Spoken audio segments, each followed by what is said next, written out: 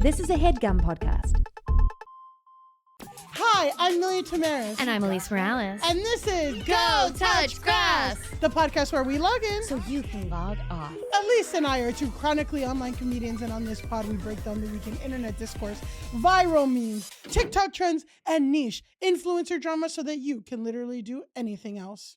Anything else? And if you like what you hear today and you want to hear more, we have a Go Touch Grass Patreon up and running with a ton more content weekly, and our spin-off series Search History, where we break down a viral discourse from the past. Our most recent episode on the Patreon is about the origins of the term kaya, which is a very, very online phrase for a pop girly who's like not quite making it. Yeah. She's making it a little. Yeah. But she's not where at the Britney Spears level she clearly aspires to be. And you know, one of my favorite parts of that Patreon is when I asked Elise, who was explaining this, I said, Elise, do you think me and you are the Kayas? Are the Kayas of comedy? And not even a beat, she said yes. So if you want to know more about that term, you can listen to our Patreon, and don't forget to leave us a 5-star rating and review. We love your reviews. We do. We need more of them, We please. do. And the best review you can do is to tell your friends. Tag us in a story. We'll repost it. You know we're online. Speaking of us being online, 2025 is the year of Go Touch Grass on YouTube. We have YouTube episodes that go up every week. Our audio is up every Wednesday, but on our YouTube, you can see extra moments that we cut out for time, behind the scenes looks of things that didn't translate to audio, so I took them out. Millie puts the videos in so you can see. I'll just say right now, there's gonna be videos played today on this episode. You can see it all live on our YouTube. And a huge thank you to everyone who came to our tea party this Saturday. It was so much fun. We had people that traveled from California, Buffalo, amazing. Virginia, all over Connecticut, Florida. to come see it, Florida, to come see us. And it was so great. Yeah. We had the greatest time. The drag queen, Sissy Bloom, was perfect. And I do want to let you know it was a lot of work. Yes. And we did a lot, but and to celebrate, I will say transparently, I did go to Bathhouse, the Bitcoin worm spa. Millie went to Bitcoin spa. And I will say that since all of the bad press, they've lowered their ticket prices from $110 to $60. And it is well worth it. It's a $60 experience for sure. Definitely get there. Wear your florals. Go to Bathhouse. I had a great time. And I will say, Millie, you're looking relaxed. Her pores are cleansed from the Bitcoin heat. It's the Bitcoin heat. It's the heat that's mining. And guess what? It gets hot in there. It gets 170 degrees, baby. Speaking of someone who's bringing the heat. Yes. We have an amazing guest in studio today. An actress, a comedian, a writer, the host of Tea for Tea Comedy, and the host of the new popular YouTube show Going Down. It's Ella Yurman. Hi. Wow, welcome. Ella. Thank you so much for having me here. Thank you. We're excited to have you. Millie's usually in charge of our transition moments, but I feel like bringing the heat was good. You nailed Bringing that. the heat was that was good. really good. Thank you. Bringing the heat was good because I put speaking of a great time, but you said bringing the heat, and that one was because more we didn't know we were going to talk about the heat of the Bitcoin spa. we didn't. We had to have that on the fly. I'm just saying, for $60, I told my cousin, I'm like, the tickets are $60. Pee a lot. Anytime you even feel like you have to pee a little bit, just pee a lot. because you don't want a UTI. Speaking of UTIs, Ella, talk to us about Going Down. It seems like it's a late night show created and made by mostly queer people. And it's just an interesting conceit, especially considering late night comedy is not existent. So it's like, talk to us about what's missing from our late night landscape that Going Down brings. Yeah, I think that's a really great point. I mean, when we started working on Going Down and its predecessor, Late Stage Live, which we did all last year, one of the questions we had going into it was, is there an audience for late night? Late night is dying. People don't seem to really want to watch it. People aren't watching it on TV. Those clips get views on YouTube, but nobody cares about the Jimmies. Nobody cares about the Jimmies. Is there a space for late night? I'm sorry, I do need to clarify that we do care about the Jimmies as in the high school School version Musical of the Theater Tonys Awards. for musical Absolutely. theater children. We do care about those. We do care about Jimmies. those. That's not the royal we. That's literally just Elise and Ella because I do not give a fuck. Millie, I think if I showed you some of these performances, you would be floored. Those kids, they got pipes. Those kids have pipes. I'm sorry. I'm not gonna repeat that. The gender flipped Maria from West Side Story last year. Exactly. These kids are doing things. There are comedians in the scene who were Jimmy Award nominees. Yes. Esther Fallick was in fact at the Jimmy Awards when she was in high school many years ago. Wow. Back to comedy and why we're here. Right. Speaking of gender flipped Maria from the West Side speaking Story. of gender flip, no one cares about the Jimmys, but do they care about the Ellas? Do they care about the Ellas? Well, so I've been like a comedian and a political writer for many years, and I write for a show called Some More News on YouTube, which is a like video essay political comedy show hosted by Cody Johnston. It used to be a Cracked show, and then when Cracked dissolved, it sort of went independent.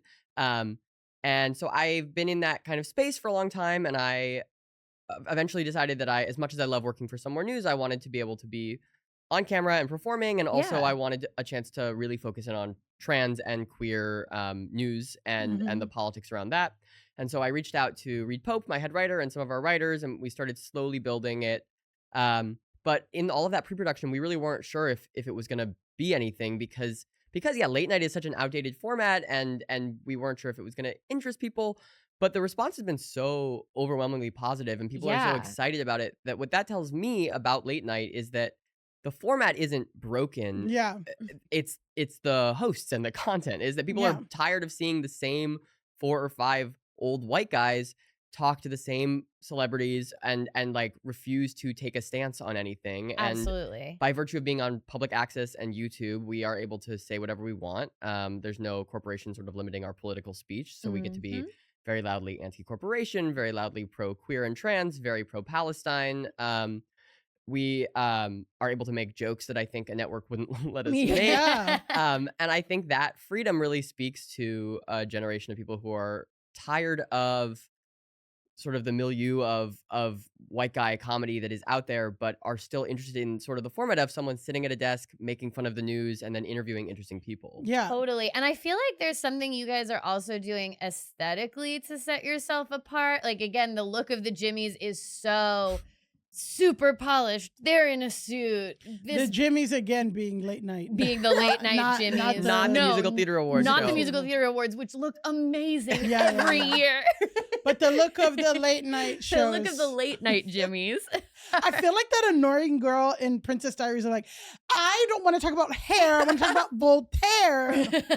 No, I agree with you though. I mean, part of that is a product of we just don't have a budget. So we're working in they're broke. They would love to look like the Jimmys. We're so broke. We work in a community like TV studio. So we Brooklyn load Public in Access. Brooklyn Public Access, BRIC, BRIC. They're amazing. You can take a certification course there and just use their equipment for free. So we're loading in our set every single month. The desk like breaks down into 5 different parts, and we screw it together every month. We're loading in all of our own lights. We're loading in the backdrop, which we hang on stands.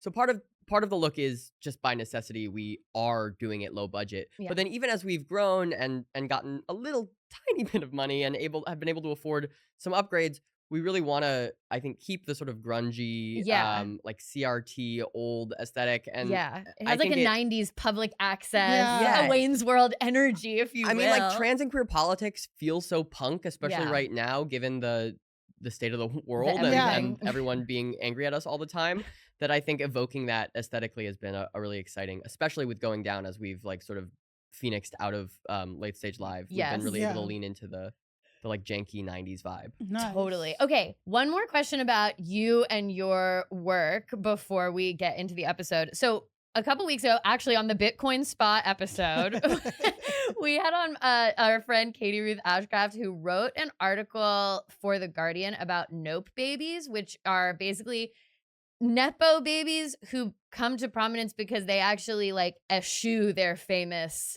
father or mother. You interviewed one of our favorite nope babies, Miss Vivian Wilson, daughter of enemy of the pod Elon Musk. So shout out. you interviewed her for Teen Vogue. How was that? How did you guys get connected? Like, we love her here on the pod. I'm a huge fan of her as well. Yeah, I've been following her. I'm going to say when she only had like 10,000 followers, I'm like, this girl, she knows what she's doing. She knows how to post. And I wouldn't be surprised. I'm going to say 2-3 years, she's going to be on RuPaul's Drag Race. I hope so. She deserves it. I know she wants it. Yeah, she wants it. And I feel like she's going to do it. Yes. So, I've also been following her for a long time. Musk went on Jordan Peterson last summer and obviously like smeared her name every direction he possibly could. And she's like trans and in the political sphere, so I've been keeping an eye on her. And last year I reached out to her via Instagram to see if she'd come on my show. Yeah. And she said no. She said that she didn't feel quite ready to do live comedy. That makes sense, I guess. But then I have a bunch of connections in the Teen Vogue office. I'm friends with Lex McMenamin, who's the politics editor, and I'm just through writing and various career stuff. And so I mentioned that I'd gotten in touch with her, and Lex said, you should ask her if she wants to do an article. We've been trying to get in touch with her and been unsuccessful. And maybe a profile in a real magazine is going to be more appealing than an interview in a janky DIY gay TV show. She's going to work her way up there because she just went on Hassan Abi's YouTube. No, so absolutely. I believe that she will be on Going Down before Drag Race. I don't know when this episode is coming Wednesday. out. But we're taping on Friday, and we'll see what happens. You heard it here first. We always get the breaking news. I know we got the Kyle Gordon engagement news because where he proposed. That's exciting. He knew that he was proposing the day the episode came out, and now we have the exclusive Going Down tea. That maybe possible tea. Well, we got two very special guests planned. One of them is Vivian. Wow, as well. really and exciting. The other one, I think I'm allowed to say this, is we're hoping to have Zoran Mamdani on the show. Oh my God. That's a good booking. Yeah, for anyone who doesn't know, he's hopefully going to be the next mayor of New God, York.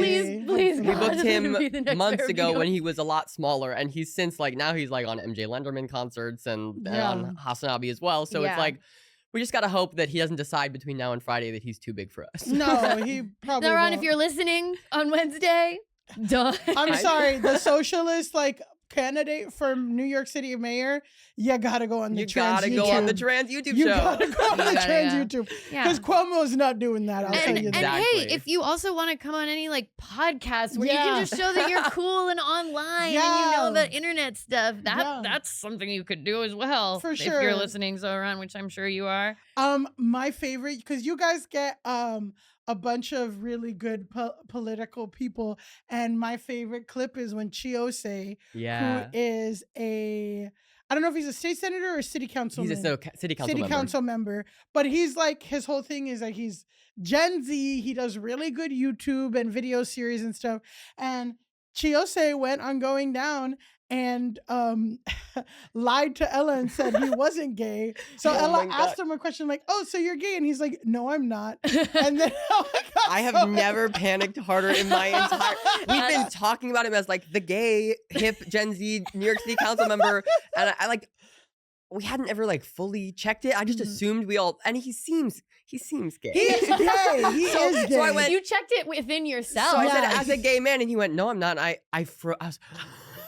It was so funny. He really got my ass. So funny to watch. Oh my gosh. Last week we talked about pranks that are okay to play, and it's you tricking someone into thinking that they called you gay when you're not. That's an allowed prank. It's an allowed prank. That's a prank that's within bounds. And then quickly saying, just kidding. Just kidding. Exactly. Right. Yeah. He let me sit it for the exact right amount of time and then let me move on. But not lying about a job that you want. No. Somebody lied and said that somebody was drafted for the NFL when they weren't.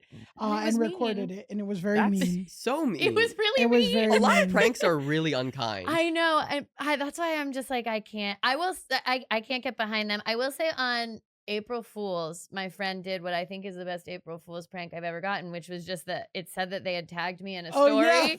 And then when I clicked on the story, it said, haha, nobody tagged you in a story, dummy. And I was like, I did that. Yeah. It was a chain message. And I was like, and this is perfect. I was like, why was I tagged in a story? And the one I got was meaner. It was no one tagged you, you ugly bitch. LOL. But I sent it to my three closest. I never really sent it to Brandon because I knew he would think it was funny. Well, you know what's not funny? Our discourse today. Oh, good. So today's discourse is a little bit of a politic talk. And because we have Ella here. We what got to I'm here talk about for. politics, kind of. And today we're going to look at the White House's, the official White House's Twitter account. And I just have to say, obviously, well, first of all, before we get into it, what do you think? What is the purpose of the White House having a Twitter account? Like, Wow. if you were just to think and define and like kind of play out, what should the White House official Twitter account be doing and posting? What would it look like? I mean, I've been really coming around to the opinion that I don't think politicians should have social media at all. I know that people like Chi and Zoran are really using it in like an effective, but I think once you're elected, you should stop post. Like, I really think you have to stop posting. And I have that opinion because of this account and because of people like JD Vance and Trump. And, but I don't know. I think in a good world, the White House account would like just post updates. Yeah. Like, On what? just like when laws got passed or like news clips from the State of the Union. Like, I want our government to be a little bit boring. Yeah. I feel like when I was younger, I was like, man, politics is so boring. Why does anyone care about it? And now it's like, I really wish politics was a little bit more boring again. Oh, I'm desperate for just like a completely sanitized public image from the White House at this point. But yeah, I would say that in a working, functional scenario, what the White House Twitter account would be like almost just press releases. This is what we did today. Here's a picture of the president signing something. Maybe every once in a while something cute that's like, here's the dog. Here's the dog. It's the first lady's birthday. Oh, the Easter egg roll was today. I don't mind Obama's like playlists or like his like movie But list. Obama, I don't even think Obama never did the playlist while he was in office. Oh, is he only doing those? He was only doing that post. Well, I don't want like that. Even is fine to me. Like, Yeah. fine, humanize the president a little bit, I guess. Like, I mean, Obama like also it blew up a lot of people. So Yeah. like I'm not a huge fan, but I think by nature of being president, right? No, exactly. You know, But I don't need like I don't know. Today, Trump tweeted. He quote tweeted his own. Maybe I'm getting ahead of myself. You're getting ahead of yourself. All right. But it's just good to, because we want to talk about what should it be. Sure. And you know what it should be. Both of you said is just press releases, and it should be boring. Mhm. Yeah. Clearly, that's not what's happening right now. No. So I just have to say, like, I have to premise, like, first of all, because of this show, I'm on social media a lot. I don't know if you'd call it reporting. We do talk about social media a lot. Yeah. We do report on a lot of stuff. But also, it's important to know that both Elise and I's day jobs have been in social media management, in marketing, and that kind of stuff. So we can speak to this on a professional level. And I will also say that me and Elise are progressive. Yes. So, you know, it's not like it's like I want to come at this from a professional angle of like, is this good professionally? And then there's a second layer of like, what is the messaging behind this? Do I agree with the messaging behind this? Well, I'll go ahead and say we probably don't agree on like any of the messaging behind the White House. I'm going to go ahead and say, without seeing any of the posts you pulled, I'm not going to be agreeing with the messaging. But is it effective? Is it doing what it wants? Whatever. So let's just talk about the White House social media account. So background on Donald Trump's social media staff. The first Trump 1.0, he had a guy named Dan Scavino. Yes. And I was in some professional marketing groups on social media of like social media managers and stuff. It was supposed to be a secret society. Whatever, like that's a Illuminati. Wow. Kind of like the people who run the exciting. Wendy's Twitter. Like, we would all be like, Facebook isn't replying. Do you remember the Denny's Tumblr? Yeah, exactly. Yeah. So all the people that ran that, we would all be in a group together, and it was like whatever, and we would all talk about how crazy Dan Scavino is because he was Trump's caddy that got promoted to social media manager. Yes. And like half of the like kind of, and this is all lore and like, you know, whatever. Half of the thing about like especially around Trump 1.0, which is around 2015, 2016, was like just like the gripes within that community was like, people don't take our profession seriously. We're not paid enough. Like this is social media is like kind of the front lines of customer service and all this stuff. And corporations were getting late to it, you know? So that was like our gripe. And then in comes Jan Scavino, one of them, like an incredibly like former caddy, never worked a day in social media life, like all the graphics and shit were bad. And then to find out that he was paid $300,000 a year No. at the time, yeah, it was like more than, any social media person at the time. Now social media has evolved and like, I feel like corporations and people have gotten in line with like social media is important, but that's all like background. So now most of Trump's social media team is comprised from, most of them either come from Fox News, the RNC, Citizens United, the Heritage Foundation, or Getter. Oh, God. And awesome. Getter, let's talk a little bit about Getter. So the origin story of Getter is after January 6, 2021. Awesome start. Awesome start to the story. Perfect. Exactly. Several social media sites banned Donald Trump from their platforms, including Twitter, Facebook, and Instagram.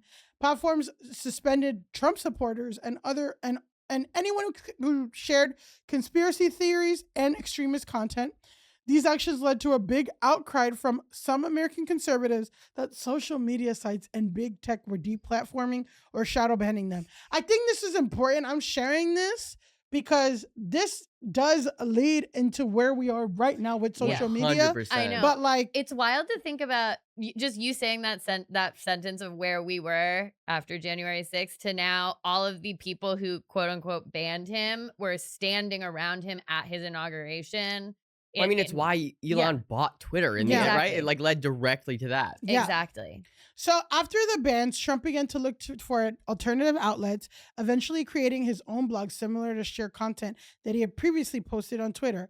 After poor reception, he closed the blog shortly after its launch.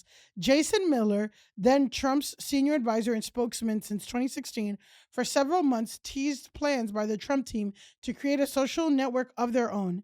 Getter is an alt-tech social media platform and microblogging site targeting American conservatives. It's founded by Jason Miller, and its like interface and UI user experience has been described as very similar to Twitter. The platform experienced issues shortly after launch, including internet trolls posting content that violated terms of service, users flooding in with pornography, the brief hacking of some high-profile accounts. Journalists have observed the prevalence of extreme content on the platform, including racism, anti-Semitism, and terrorist propaganda. On February 2022, there were 6.5 million global downloads on the Getter app in the App Store and Google Play. So that's all to say, a lot of the Trump communications department is from all these conservative organizations and Getter, including the main social media guy, who is a man by the name Kalen Dorr. And his name is spelled, if you can believe, Kaelan, and Dorr is spelled Dorr. So just crazy white people spelling names. Yeah. Nothing's right. I just so out of the loop. I feel like I'm pretty online. I've never heard of Getter. I know about Truth Social. Yeah, I didn't know much about Getter either, so that's why I shared it. Yeah. But I was like, where does Truth Social factor into Getter? Because it's interesting to me that Trump has decided to go to Truth Social, but I also feel like Truth Social is literally just for Donald Trump to post. It's like the Jeremy Renner app. Yeah, exactly. Yeah.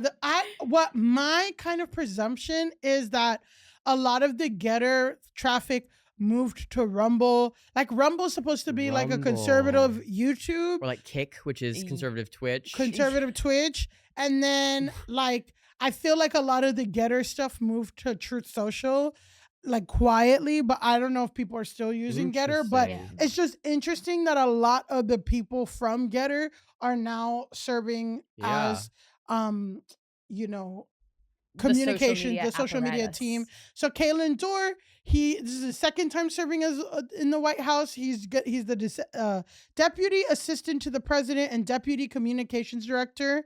After serving as senior strategist and spokesperson for MAGA Inc., Dorr Dorr previously served as senior advisor for public affairs at the Department of Treasury, congressional communications director, and strategic communications advisor in the executive office of the president in the Trump administration.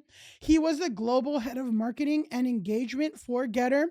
He's the vice president of communications for America First Policy Institute and chief marketing officer for Donald J. Trump for president. So let's watch. I know. I'm like, every business you mentioned was so cursed. Like, So cursed. MAGA Inc., America First. Ella, I'm like, no. Yay. No. Well. Do you want to talk about curse? Okay. Let's hear Kaylin Dorr. Let's hear this sentence, right? Stay with me. We are going to hear Kaylin Dorr talk to us about the Trump social media strategy on YouTube when he's interviewed by Bitcoin Magazine. Of course. So let's Bitcoin watch Magazine. Bitcoin Magazine's YouTube Thank God. channel. I wonder how much of the heat from your spa was from Bitcoin Magazine. Well, it's a perfect $70 experience. Here with Kaylin Dorr, Deputy Communications Director for the White House, as well as Brian Morgenstern, Head of Public Policy at Riot Platforms, as well as the former Deputy Communications Director for the White House. Excellent to have both of you gentlemen here with us. Kaylin, please fill us in a little bit on what it's been like behind the scenes during these first 100 days in the White House. Well, thank you guys for being here. And as far as Brian being the previous Deputy Communications Director, I think everyone here can agree the position got a glow up during the 4-year blip. How dare you? Let's litigate this on camera. Let's do it. No, this has been an incredible administration to be a part of. I'm very blessed to be here. What we're doing, especially by bringing in what we deem new media outlets like yourself, I think is very integral to the ethos of this administration. I think the tagline for the opening 100 days was essentially "America is back," and I think the subtext to that is obviously we're going to be irreverent in our outreach to folks, and we're going to meet you there. Right. The previous 4 years, it was a lot of, you come to us, we'll take care of you. We're actively seeking people out. I just did, just so everyone can understand the visual at home, we were in one room, and in the next room, there are about 10 or 11 local radio outlets here today. We've cycled through about 15 the day before. We're doing long form podcast tapings just like this all over campus. So it's pretty cool. And I say all that to say, I was in there. There's a guy from the middle of nowhere, Pennsylvania, and he had an opportunity to ask, myself, Tom Homan, and and I think maybe Marty McCary, the FDA guy, a bunch of questions. And what that means to these local people, they're stickier users as far as you talk through like a tech brain. They're like stickier consumers of news. They are coming here with intention. They're coming to listen to those guys with intention. And I think that's just something that, the previous occupants of this building, they didn't quite understand. It's something we definitely want to capitalize on.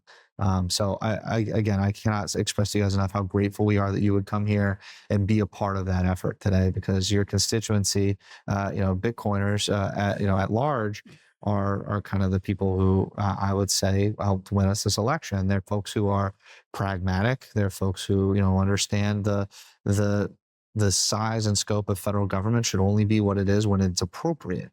And I think that it's very important. So thank you guys.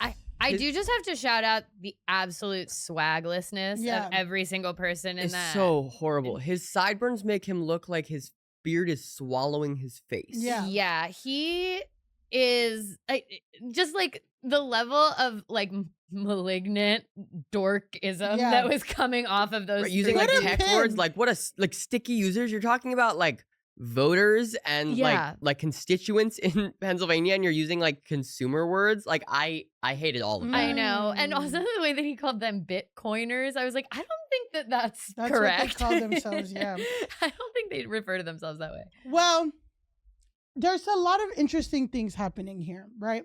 So to me, this guy's a fucking dork. All these guys, like, they have taken, obviously it's like the right, they've taken like the podcast format it's like they're calling themselves new media, but then they're dressing up in suits and then trying to put legitimacy there. And it's like, which one is it? Are you guys salt of the earth, like whatever, or are you guys like elitist? Well, that's the whole Republican like trick, is pretending to be like the working class, the outsider, the we're gonna like get in there and root out the deep state, but actually they're the rich deep state. Yeah. They are the ones causing the problems. They are the ones benefiting from these tax cuts for the wealthy. Like it's the trick that Rogan plays. It's the trick that Republicans have been playing all the way since fucking Reagan and probably before that. Yeah. Yeah, and okay, so there's two things that I want to call out, right? Usually with fascist governments, the way that they try to operate the media is like they'll try to muscle out existing traditional media and like suppress any dissent in traditional media, and like anyone who speaks out against them, they'll jail, they'll whatever, hostile takeover of media agencies to make them pro-state. So what the White House seems to be doing is that they are not doing a hostile takeover. They're trying to delegitimize traditional media while elevating any outlet that is kind to them, including YouTubers in the middle of Pennsylvania with no credentials, and calling them serious news while trying to defund and suppress traditional media outlets that have journalistic integrity, that look up sources like NPR, like 60 Minutes, like whatever. So there's that's happening, in this. But then there's another thing where it was a critique of Democrats where it's like, yeah, they're meeting people where they are. They're being a little bit more wide with their message. And maybe the guy in Pennsylvania, like, I feel like, the Dems like would hear somebody in Pennsylvania that has a few followers and has whatever, they wouldn't give that guy the time of day.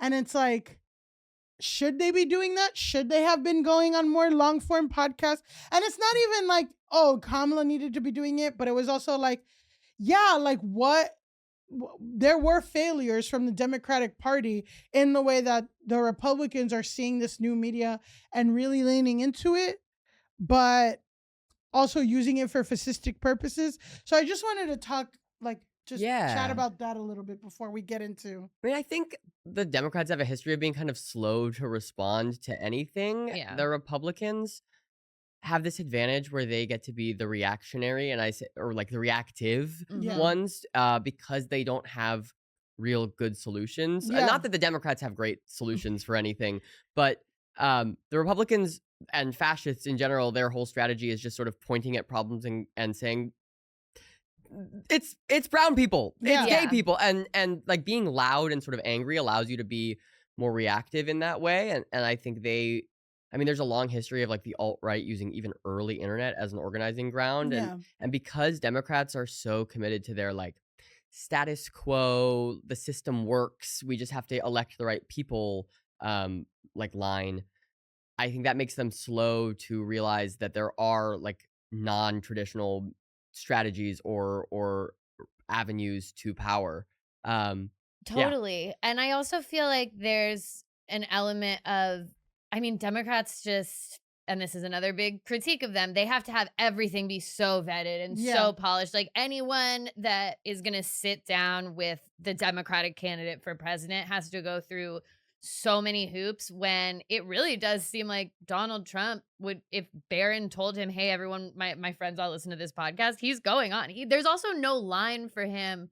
Like he wouldn't not go on a podcast because that guy had been like, I am a Nazi before, you know, whereas like Kamala would probably, or just any generic Dem, we'll make it the generic Dem candidate would probably not go on a podcast if that person had said, I'm a socialist before, you know? Like the line to be able to engage with the top Democrats is so hard, and with Republicans it's super porous because they don't. And I think that's Trump specific. Like I actually think Trump really shook up. I think Republicans before Trump were probably more similar to what we're talking about with Democrats. It was just sort of like the bureaucracy as a whole. But Trump, for all his flaws, he's like a media guy. He's a performer, and he knows how to like sell himself on TV. And I think he used that very effectively.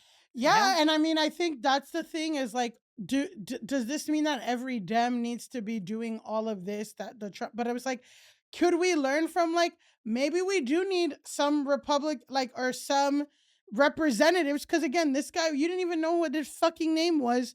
And God knows we didn't know how his name was spelled, but he's going and he's speaking to these people and he's like, so it's like, maybe it is something about there needs to be somebody that's doing this on behalf of the government to like talk about, hey, this is what we're doing and stuff. And the thing is like, Republicans will just straight up lie. Well, right. That's because we have people like AOC went and played Among Us with Hassan and like Chi and Zoran. And I think the problem is that Republicans will go on and say, we're fixing the problem by deporting people. We're fixing the problem by cracking down on anti-Semitism.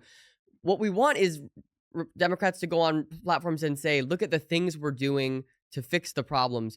But that also requires them to be doing anything. Yeah. And they just like won't do that. Well, and you're saying Chi and Zoran and AOC, but they are not celebrated by the DNC. No, like absolutely. That's what I'm saying. Like people who are actually empowered by just like whatever going, which is that's the tough thing. I feel like the closest we have is that they let Pete Buttigieg kind of go around. Yeah. And he actually does a pretty good job for what they want him to do. I feel like they might run him in 2028. They're certainly prepping him because they've got him going on. Did he just do Theo Vaughn or someone of that nature? Andrew Schultz, who like we've covered for being extremely racist against Black women and saying that whatever. Sorry, that was her, clipping that for social. Ella, we got you, Ella. There we go. Listen, if you want money for going down, I know. I thought it's like you could be a grifter. Like, actually, it's the bad transgenders that are the problem. I'm one of the good ones. Yeah, you could have JD Vance on going down in days if you just made a hard pivot to the right. Yeah. Now let's talk about actually what the work is. Let's look at some of the posts. So let's go on this lovely post that was posted on Valentine's Day, where the White House posted a poem alongside pictures of Trump and border czar Tom Homan. Next slide. Roses are red, violets are blue. Come here illegally and we'll deport you. What is this image that we're seeing, guys? Tumblr Valentines were played out in 2015. It's not even a cool meme. Like, but what is it for? This is a right, it's an audio podcast. Yeah. We're looking at like a pink rectangle with little hearts, and there's like a cutout picture of Trump, and I assume Tom Homan with like a white border drop shadow, and the poem is written in like the font looks like it's written in crayon. It's like a very classic like Tumblr Valentine, which is a meme format. Yeah, it's made to look like a Valentine's Day card, and it's very disturbing. It's so hideous. And it's like, I feel like you're right. It was like Tumblr Valentine's Day, because I remember in 2015, like a really popular Tumblr Valentine's Day was like, I love you like Kanye loves Kanye. Right, like, exactly. It's very much giving that. I love you like John loves Sherlock. It's like it's giving super Hulock, which like it's 2025. Yeah.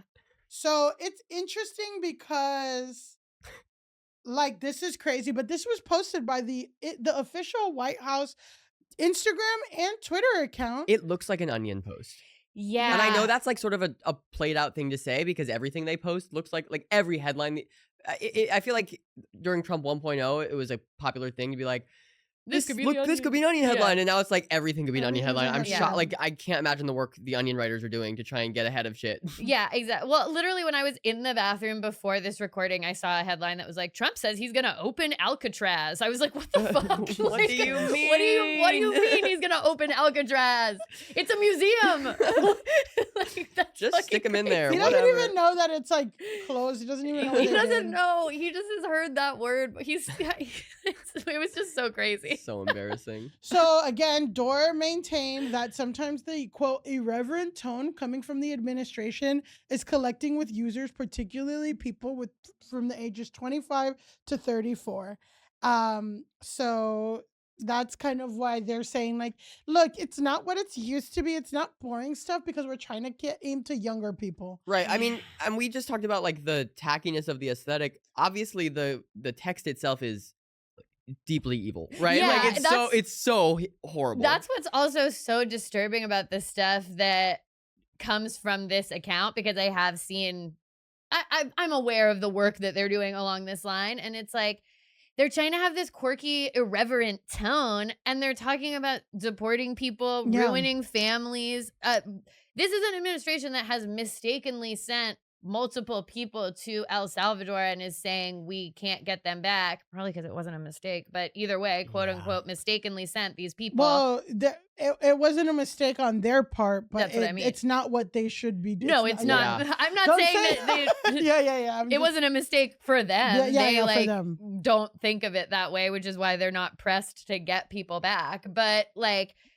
that, to hear this rhetoric coming from them as they're doing that stuff is very disturbing. And it's also showing that they don't view people like, because ripping people apart from their families is like really sad and really dark or whatever, but it's like at the core you have to remember, and this is to, you know, anybody who might be a person of color who is like interested or thinking about voting for they do not view you as people, so they don't care that they're ripping apart families or the realities of like the labor in this country that is, you know, by undocumented.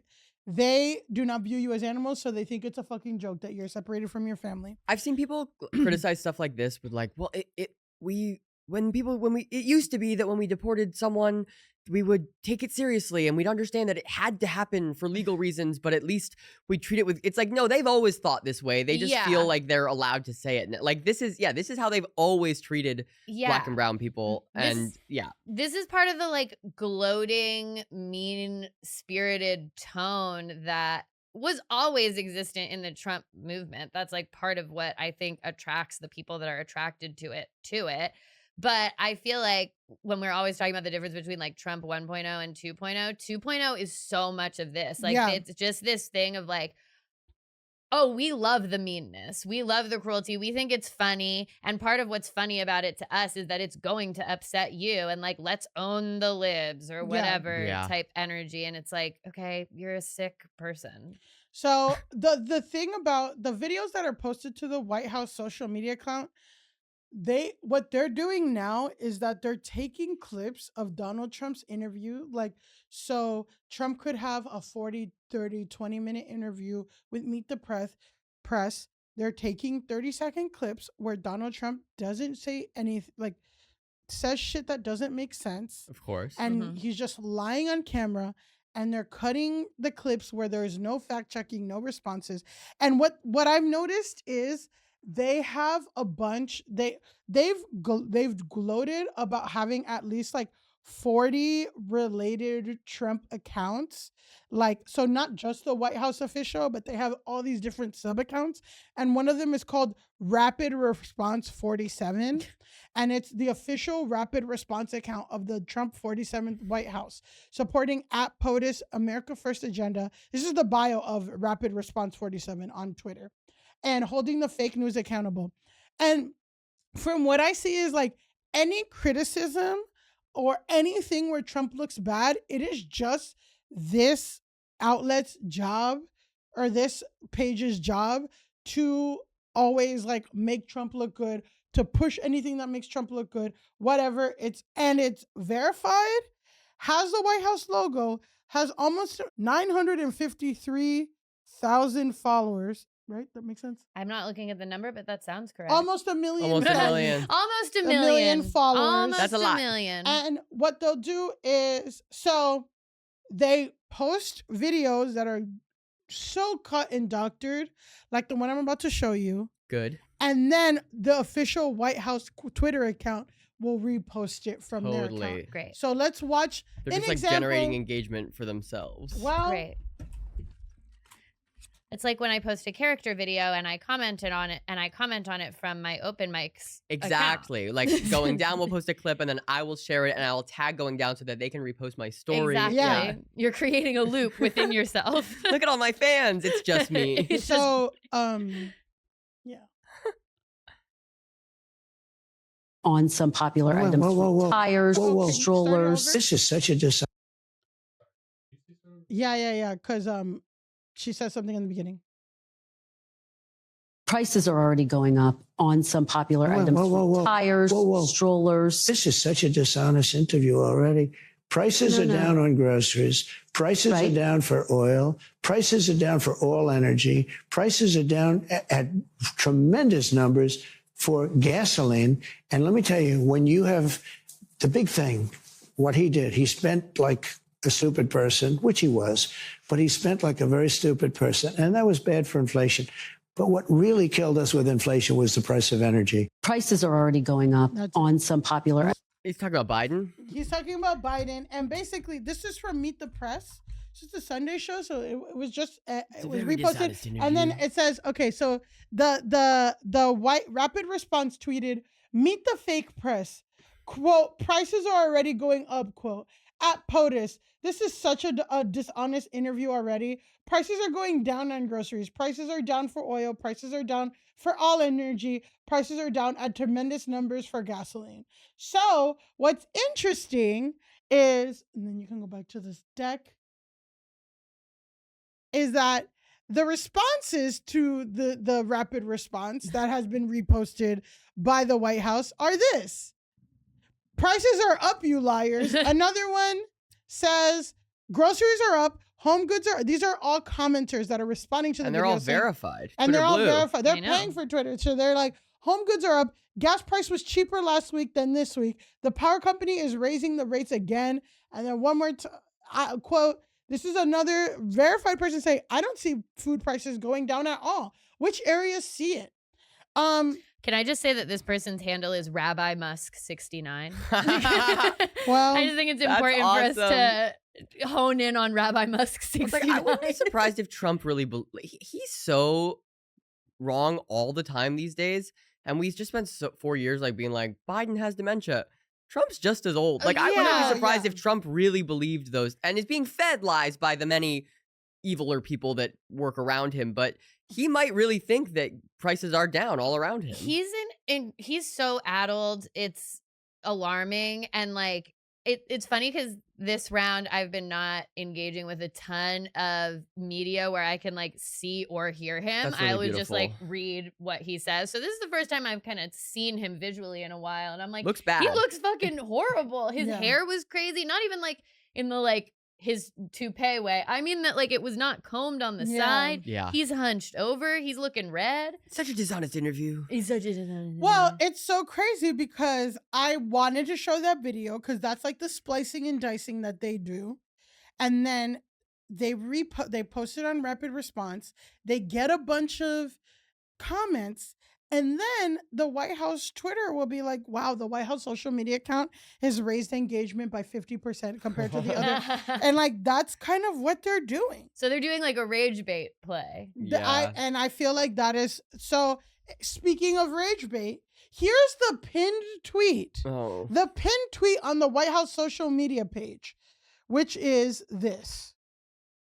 Not that. It says, it's the White House social media saying, "We are not the same." What are we looking at here?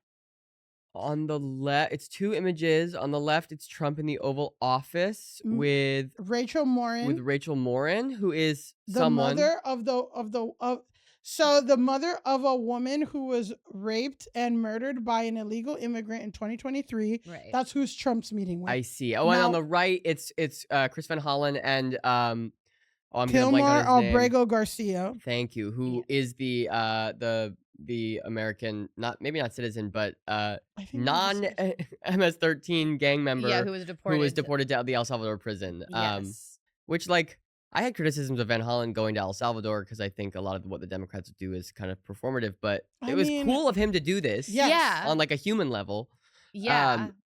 Everything it's so gross. This is such a gross tweet. What are they saying with this? They're trying to say like, oh, the Democrats, I mean, what they would say they're saying is that the Democrats support illegal immigrants who commit crimes like the crime that this woman's daughter was a victim of, but we support the victims of the crime, which, I mean, I have problems with framing it that way, but it's also particularly upsetting when the person who he's talking to is someone who has committed no crime and was wrongfully deported to El Salvador. Yeah.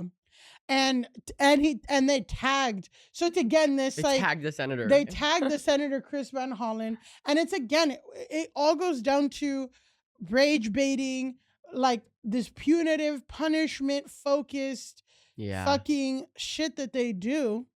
And look, let's go to the next post. Another post of theirs. So what is this? Oh my God. Oh no. Well, so it's obviously AI generated, which is kind of a theme with the White House Twitter account. Sort of a whole other thing. What is so it says, yes, a true classic. We call this, quote, not a Maryland dad. It's an AI generated image of the same guy, Kilmore Garcia. In the style of like an Obama 08 poster. Yes. So like lots of the blues logo's and actually red. still Oh my God, on yeah. it. The Obama 08 poster is logo's there. But instead of anything Obama related, it does say MS-13 on it. And it's their whole, they're mad because when real news outlets have been reporting on this story, they've been referring to him as a Maryland man or a Maryland dad. Because he is that, and he is not an MS-13 gang member, and he is not an undocumented migrant, and he is not wrongfully in this country by any metric. No. But they really seem to, if not think he is, want us to think he is. MS-13. Yeah. And MS-13 is a gang. Yeah, right. that actually doesn't operate in Maryland, by the way. They are not. Well, they probably don't, but it's like, Maryland has a huge Salvadorian population, and MS-13 is very present in Central America. So I could not that they do operate, but it's like maybe some people have some whatever, but it's like MS-13 is like, that's like a tough, it's not a clear, it's like the mafia in Sicily. It's like they've like shown pictures of his like hand tats and are saying it's code for MS-13. Yeah. They're just pulling it out of their ass. No, he's just a Hispanic guy. He's Like just a that's all. Hispanic guy. And he has some tattoos. Like that's all that means MS-13 to them. Yeah. And back to what you were saying, Ella, about the Maryland dad. This is a next slide. This is something that they pulled. So this is what they literally, the White House Twitter account on May 3rd, while we were having fucking tea. Wow. They're saying this is what the White House Twitter account is posting. Says, congrats on your new gig at the New York Times or AP. Here's your fake news reframing guide, trademark. Perfect for turning illegal alien MS-13 gang members into Maryland dads in seconds. So it's a kind of like what are we looking at? What's on the left? We're looking at a meme that they created that's trying to, again, they're trying to display this idea that like this is how the fake news media is talking about this guy. So on one side it'll say, rather than this, illegal alien from El Salvador, MS-13 gang member and suspected human trafficker, with an arrow to report this, Maryland dad. So now they're just picking, they have a couple different examples, and it seems like they're just picking how they would want to talk about this person, which is wrong, to how the media talks about this person, which is like slightly humanizing them and just saying where they're from. They're so mad that the news media won't like just adopt their spin, which is funny because people on the left are pretty critical of the Washington Post and the New York Times for like staying too objective on kind of the flip side. It's often like, this house in Gaza was bombed. And it's like, well, bombed by who? And who? The officer involved shooting type language. But this, it's like, we can't call him an MS-13 gang member because he hasn't been convicted of doing that. And there's no evidence that he was that. Yeah, and the Supreme Court is like, you actually have to bring him back. Oh my God, because because there is no evidence that he is that. So they're the ones who want to call him something that he has not proven to be, whereas Maryland dad is correct. He is a dad in Maryland. Yeah, so and what happens is, it's interesting because they're taking like what leftists use to critique these centrist outlets. They're using the same kind of language and critique, but using it for their right-wing talking points, and it just doesn't land. And I shared this repost because basically what I think happened was this guy Steve Guest, who is not a White House official, he's a conservative communicator, alum of at Ted Cruz, at GOP, and he's a fan of UCLA. Awesome. I don't know, loser. But what happened is they saw this guy tweet this.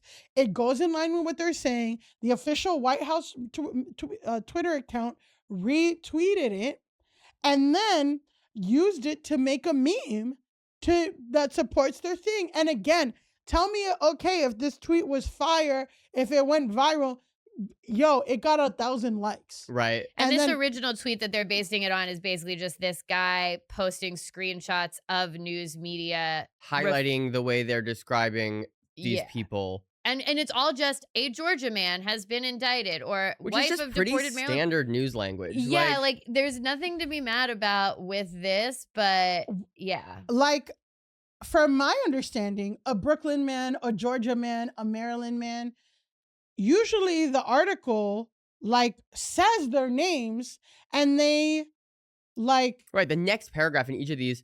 I mean, even the ABC News headline, wife of deported Maryland man, Abrego Garcia, they name him yeah. So it's they use it as a descriptor, so they're not just repeating the name over and over and over and over and over again. Well, it's because none of these people have ever taken a single creative writing class in their entire lives. Yeah. They don't know how to format a paragraph of prose. Yeah, they think it's a sinister thing when it's no, it's just easier to read something when you change up how you describe someone. And actually, if we're going to come at it from a professional setting, their suggested text is much more in this first meme, the rather than this, report this, the thing that they want them to use is always a full sentence words, long. Yeah. And it's Maryland dad is just easier to write. Some of these things have word count situations. Yeah. Well, I think about this in the context of our show a lot. Because one of the things the Daily Show sort of revolutionized when they hit the scene in the late 90s, early 2000s was taking clips of, they were paying attention more than a lot of political commentary was, and they were taking clips of politicians saying things and sort of juxtaposing them against other things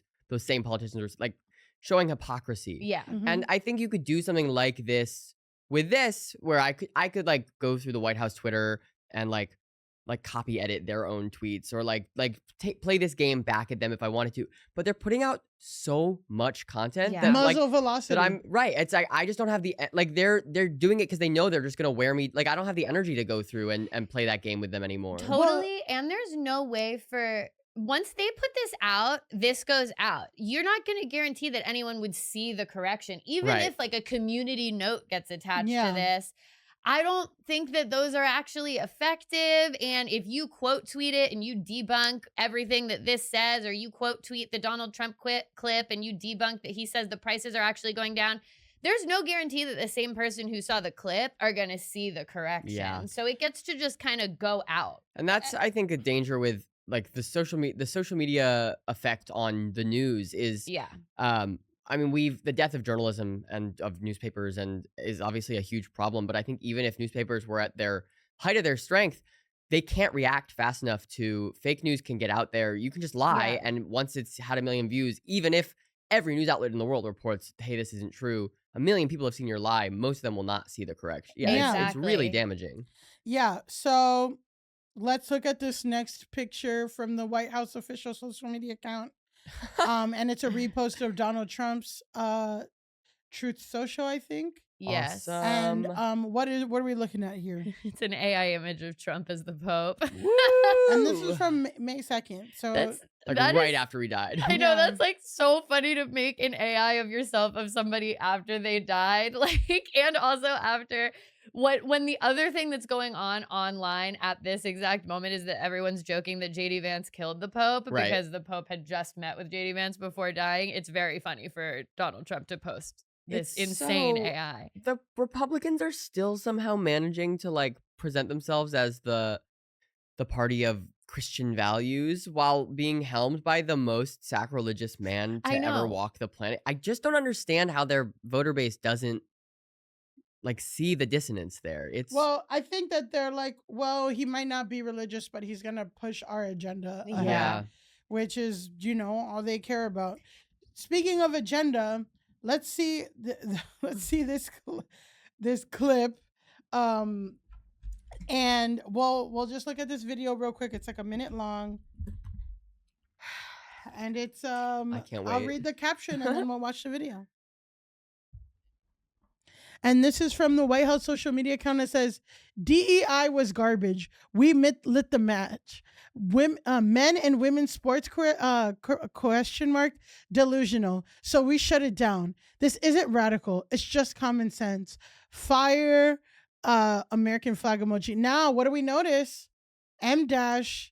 It's giving ChatGPT generated caption. That's one of the. Is ChatGPT known for M dashes? That's what people say, and it makes me sad because I love an M dash. I love an M dash, and I'm like, this is because ChatGPT is stealing from the literary-minded individuals online. How dare they? But yeah, the M dash is like becoming a marker of ChatGPT. I also do think a fire emoji and then an American flag emoji is very apt in that they have set America on fire. Yeah. So true. So let's watch this video compilation that was posted by the White House official Twitter account. We're going to bring back common sense to government. President Trump's bringing back common sense, and I think everyone wins from that. We've ended the tyranny of so-called diversity, equity, and inclusion policies all across the entire federal government. I do not think you can overstate the importance of Donald Trump killing DEI. President Trump's been clear. We are turning the page on DEI. DEI is a cancer. This is the EO. Here you go. Reward individual initiative, skills, performance, and hard work. You should be hired and promoted based on skill and competence, not race or gender. We have removed the poison of critical race theory from our public schools, and I signed an order making it the official policy of the United States government that there are only two genders, male and female. I also signed an executive order to ban men from playing in women's sports. When you look at some of the waste, fraud, and abuse that's being uncovered by Doge. Doge savings $162 billion. They're finding levels of fraud and waste and abuse like I think nobody ever thought possible. Common sense has become a common theme, and we will never go back, never. Here's my thing with the choice of music and all that. Yes, talk about it. They're coming off very scary to me. Like, to me, it sounds like a movie trailer. Exactly. This summer. Exactly. And it's like this is the villain of the movie. Like, this is what you see at the beginning of the movie to know that, like, fascism has taken hold. And like, put a pin in villain, but continue. But I mean, that is just what I was getting from it. I don't know. I think that they mean to seem strong and a little bit like sinister. I don't know if they realize that they're just coming off like in kind of a full Darth Vader type energy. Put a pin in Darth Vader. Wow. Okay. But yeah, like it's this thing where it's like, look at all. I mean, we can talk for days about DEI and why, like, literally the only reason the federal government mandated is because, sorry, white people weren't hiring the best people for the job. They literally had to make it illegal for you not to hire someone. Like, people actually were getting jobs based off of their gender and color. It's just they were getting them for being white men. And then we tried to change it. And they're like, well, you can't just give people jobs based on their gender and color. And it's like, well, that's what you guys literally. So yeah, there's that. But also I just did want to talk, like, from a piece, it's just like this dark, like the coloring of it is dark, and it's so like scary. It's scary. And it's from the people who got so. Do you remember when Biden gave a speech and there was that image of him, like with his fists up in the air, and the lights on the White House behind him were red, and they were like, Biden is evil. Devil. Look, he's proving that he's evil because he has red light behind him. And it's like, and then they're putting out this content that is framing him like a Marvel villain. It's crazy. Yeah. These are people who, there was like an SNL sketch a while back where they pretended to be like Satanists summoned at Applebee's on your birthday. And there were people commenting being like, SNL including real devil worship on the show. Wow. Like they're revealing themselves as Satanists. Like these are people who believe that, but then this video, they'll be like, hell yeah, rock on. Right, no, but that's Trump. what I mean. Like there's these hardcore religious freaks out there who somehow think that Trump is the Messiah or that Trump is the one to bring Christ back to the country. It's like, how do you look at this man and not, I'm not very religious, but how do you look at this man and not think that he is like the opposite of everything the Bible is supposed to be telling you? I just get confused by that as Well, well. speaking of confusing, here's another post, next post. And this was DEI, the only DEI we support is deport every illegal. So that's good. And it's also like, the White House social media account is really just hitting their greatest hits. They know people hate DEI. They know people hate immigrants. And they're not focusing on anything like, we are asking like, ship from China is 162% upcharge. Yeah. And they are and they're tweeting about DEI like on May 2nd instead of like what My the fuck Temu order is expensive now. The Temu order is expensive. We had to quickly order Temu stuff for the tea party because I was like, Millie, the tariffs are going to take hold and these pens are going to get really expensive. We're coming up on the 90 days, right? Yeah. It's happening. Well, it's already hitting. But so what they did was they made a 46-hour lo-fi hip-hop beats, but it's called Lo-Fi MAGA video to study and relax to. And it's playing lo-fi beats, and it also has like a animated Donald Trump, like instead of the little anime girl like with her cat typing and stuff, like that visual. It has Donald Trump, quote unquote, signing bills. And on the right, it's like everything they accomplished in their 100 days. Yeah, it's like a cartoon Trump who looks very like youthful and peaceful. Yeah. Not at all like what we've been seeing. And then on the right, it says all the stuff he's done. I mean, crazy. And it was a 46-hour, 18-minute and 9-second stream on Twitter. That was just, again, lo-fi MAGA video. And it has 3.9 million views. I mean, I'm sure none of those people watched it for it. That's probably just people who engaged with it for like 3 seconds. I'm watching it right now. I know, but I'm just like, it's been playing on my phone for the last 2 days. I know. Ooh, I'm like, what are these beats? Yeah, well, it's lo-fi. It's lo-fi hip hop, which is, again, where did he get them? I wonder. Well, like they don't credit any of the people that are like music. It is because usually they credit the music or say now playing, and it's interesting because lo-fi, if you're not sure, like it's just like supposed to be very stripped back, imperfections, like noises, like distorted audio, unpolished, not heavily processed as high fidelity music. It's low fidelity music, and there's a retro aesthetic.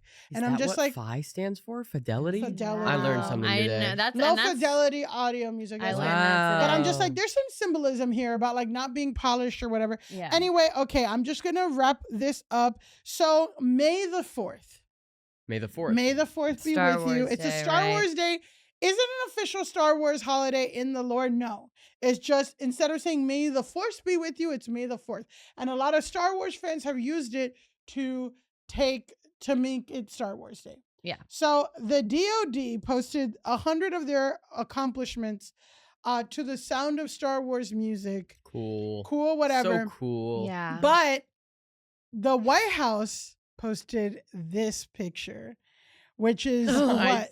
Fuck. It's Oh so my crazy. God. So it says, happy May the 4th to all, including the radical left lunatics who are fighting so hard to bring Sith Lords, murderers, drug dealers, dangerous prisoners, and well-known MS-13 gang members back into our galaxy. You are not the rebellion. You are the empire. May the 4th be with you. But the thing is that the lightsaber that Donald Trump is holding, this jacked AI version of Donald Yeah, Trump. like Two eagles behind him. We have to two tell eagles. you guys, this Donald Trump is so jacked that so his arm jacked. muscles are bulging with veins. Like this guy is. This guy is jacking off all the time. That's how he gets his arm and like he's that. wearing Jedi robes. But again, to note, this is now I'm getting Star Wars nerdy. The lightsaber is red, and red equals bad. Red equals bad. And red is the Sith. And the Sith is the Empire. And also, if you are watching season 2 of Andor, like I am, Damn you right. will know that they are ripping exactly from Nazi propaganda and making that the Empire. Like, so to say that, like, the leftists are the Nazi Empire, I mean, like, of course. It's crazy. I mean, the original Star Wars movies, George Lucas has gone on record to say that the Empire is the United States and the rebellion is the Viet Cong in Vietnam.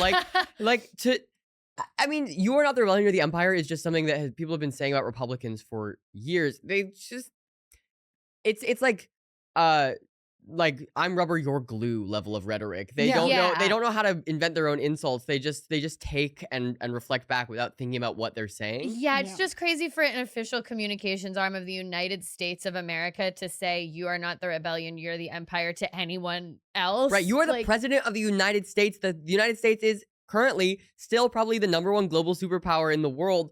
What do you mean? Like, you're the Empire. You're the Empire. There's no one else is the Empire. Yeah, the radical left. Guys, the Democrats don't even fuck with the left. Right. So why are you talking about radical left? Who is radical left that is like making actual decisions right now? Nobody. Who? Not one. I would respect this media person more if they had gotten Trump to act. If it was a real video of Trump doing his spiel, but it was about Sith Lords instead, I would at least be like, that's Trump a funny hasn't Instagram watched reel. Fucking Star Wars. Right, of course not. Trump doesn't watch anything but porn.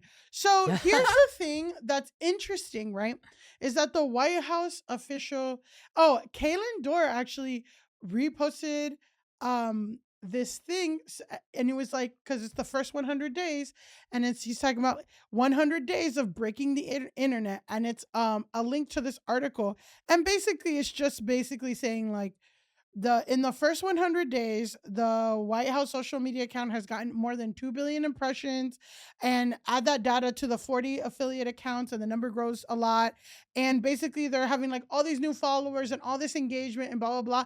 And this guy's bragging about it, but I'm like, you are putting shit to piss people off.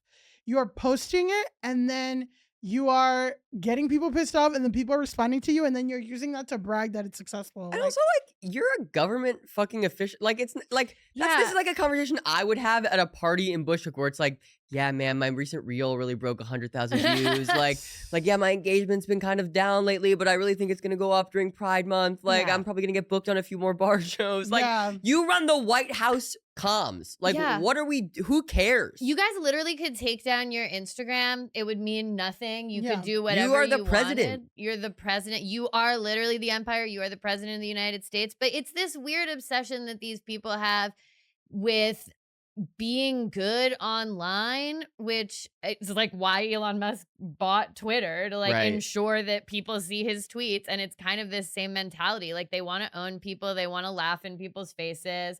They want their meme to get seen. Like, these things are of value to them. Right. He's definitely our most online president for someone who probably doesn't know how to like. And JD Vance, our most online vice president by far. JD Vance was getting into Star Wars discourse yesterday about whether or not the prequels were good. I don't know if you saw. Oh no, I can't. He said they were underrated. Okay. Oh, he said the prequels were good. Interesting. He's also really anti The Last Jedi, which is I think that should be disqualified. Having an opinion about The Last Jedi at all, I think should disqualify you from being the vice president.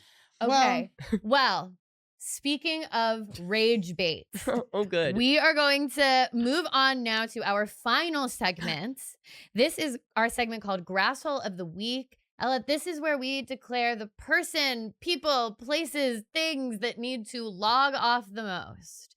And we are pivoting hard from Star Wars. From Star Wars Can White House related content. The first comment on this post is pretty gay. And that's from former guest of the pod, friend of the pod, Akilah Hughes. Yes. Shout out Akilah. Yes. So anyway, and we do have to shout out Akilah anytime. But today we are talking about. Oh yeah, you can skip ahead because we were running out of time. Yeah. Okay, right here. Today we are talking about the Caveman skincare girl on TikTok. Oh no.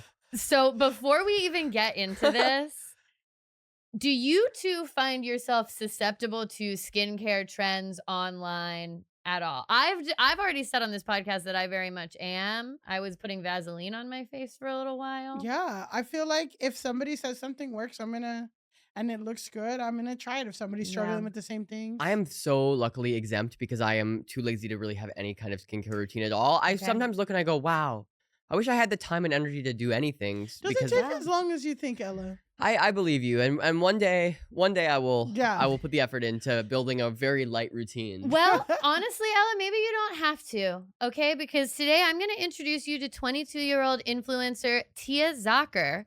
She has 131.1 thousand followers on TikTok. And if we take a look at this next slide, she has announced that starting in mid-April, she announced that she would be following the Caveman method for skincare, i.e. that she stopped using anything on her face. She stopped using anything on her face in March. She made the announcement in April. That includes soap and water. Oh. This that's when I say I don't do anything. I'm using soap. I'm bathing. This I promise I'm includes bathing. soap and water. No, you can't take it back. Her ass is nasty. I will say I haven't found any evidence of her calling it the skincare or the caveman skincare method, but that's what everyone else has dubbed it. She looks horrible. Yeah, so why don't we describe what we're looking at here? This is the first post that she posted, like kind of announcing that she's doing this. Oh. It says, after 8 years of picking and over exfoliating, I'm healing my skin barrier by doing the one thing I never tried before. Absolutely nothing. Can you describe the quality of the skin on her face? I just say, like, it looks like the surface of the moon. Like, Yeah. it's like just very, like, you could just tell it's all dead skin and all this shit and like Crusty. and She looks like she's a 10th grade theater kid who just figured out what stage makeup is and has put Yeah. on about 10 times as much foundation as she needs to. Yeah.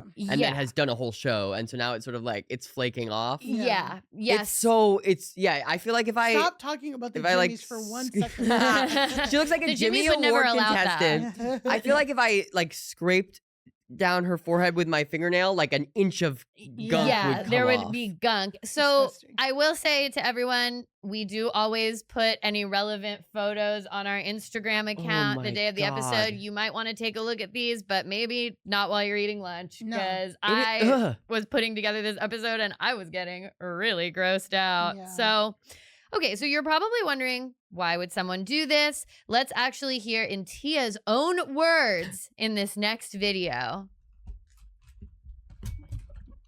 And this will be a TikTok one, so you gotta do this stupid TikTok shit. What you're seeing is dead skin that's gonna flake off. Yeah, just start it from the top. What you're seeing is dead skin that's gonna flake off eventually, while like new healthy skin forms underneath. Like there's already some patches where you can see that new skin. I've basically stopped all skincare, not using any water, and I'm just letting my barrier rebuild itself naturally. But yeah, for years I picked and over exfoliated and damaged my skin really badly, so it's just gonna take time. My skin is basically just shedding all the damage and attempting to re-regulate itself.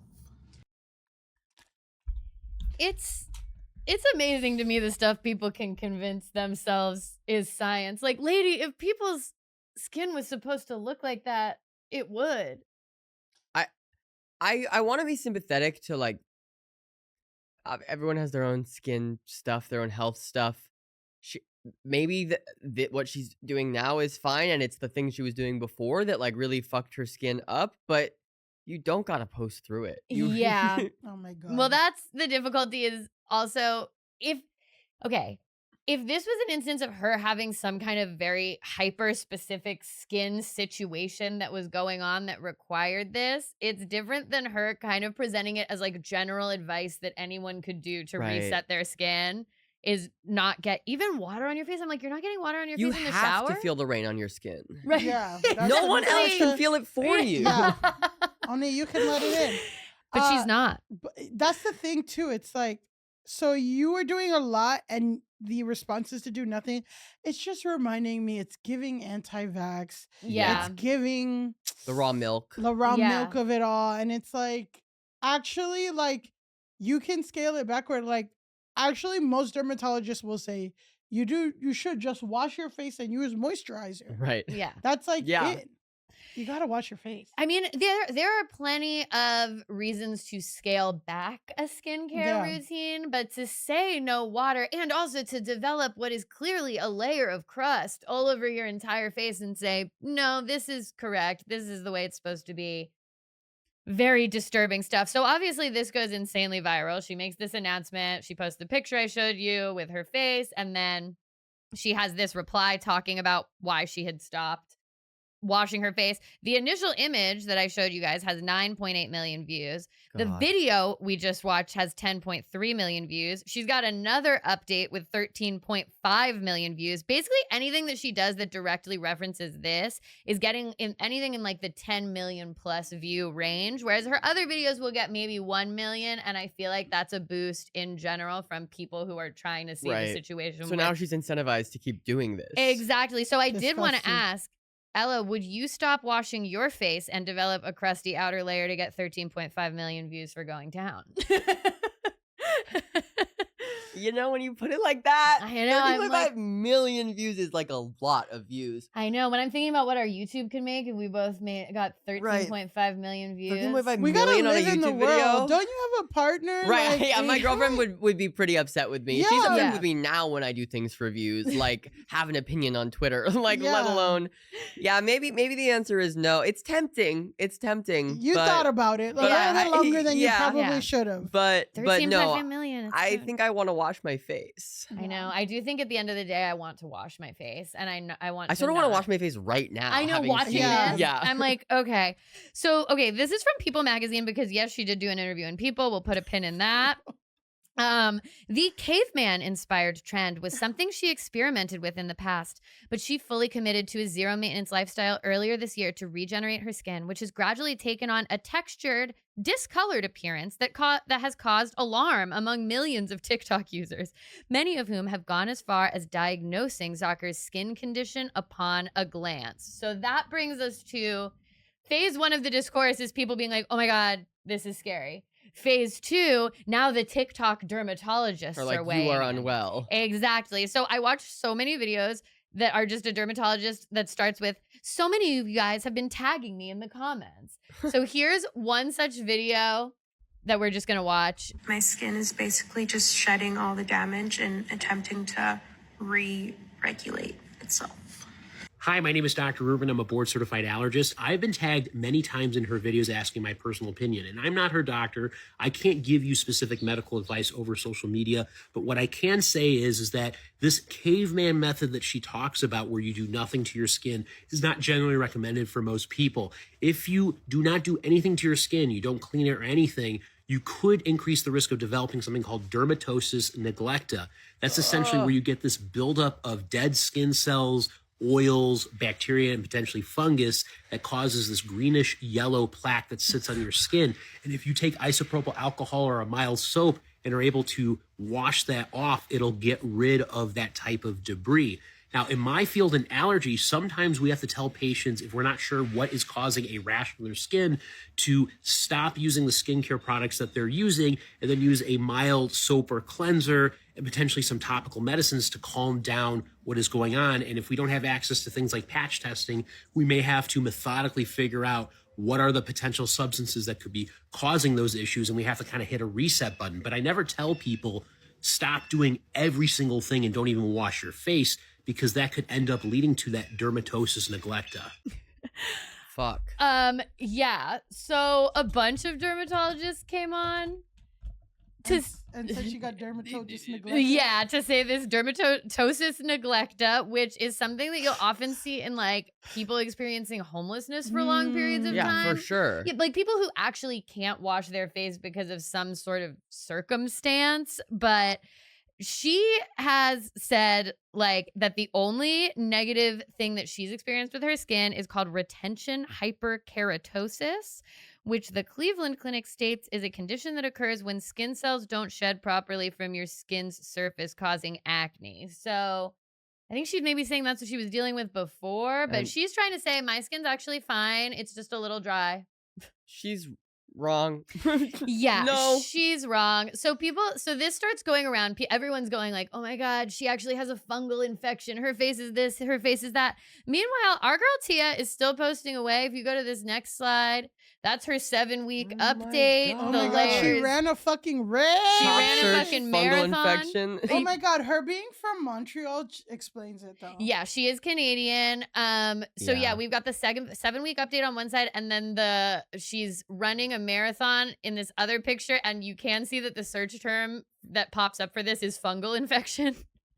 So it's just so crazy to imagine like sweating and running a race, and then also and you're not gonna watch. Oh my God. Like, you're gonna shower after that. That's so what it's I'm like wondering.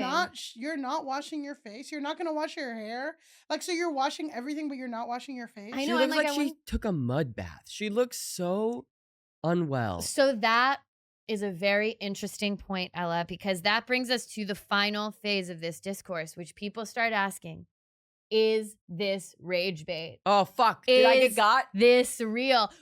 Here's the thing. I'm going to tell you right now, we do not know the answer to this question as of yet. You set this up as rage bait, and then I immediately got baited. I'm full of rage. She's proceeding as if it is real, but many people are saying, you know what? This could just be one of those clay skincare masks. I use the Aztec clay mask all the time. It does kind of look like this. And other people are saying... But she ran a race in it? That's crazy. Yeah. That is one thing that, depending on how sweaty you get, I feel like the Aztec clay mask would start falling off. But if I'm examining this picture, it does seem like it's clumpy in a new way. Or it could be a fake pic. She could have just staged... She could, I mean, it could be anything. This is probably a TikTok though. It's live. I see. So people are now going back and forth being like, well, because she's Canadian, she can't make money off the creator fund. So what's the benefit of this? But then other people are like, you can get brand deals. A skincare company could like want to partner with her because if that skincare company fixes her skin. You just troll for the love of the game. Right, exactly. And also, we live in an attention economy, baby. 13 million views. You're going to find a way to make money off that. That's dopamine. For 13 million. Right? It's like, that's just you know for the what heart. This is reminding me of our friend who pretended to be Amish for views. Yes. There's a girl who would lie to the internet about being Amish. Yes, friend not in terms of that we actually know her, but or perhaps our acquaintance and collaborator who pretended to go to jail for and we have a Patreon episode on that. We have a Patreon episode on that because Millie got harassed. Oh, I saw your quote. I saw your quote in New York Mag. Oh, I posted like a 20.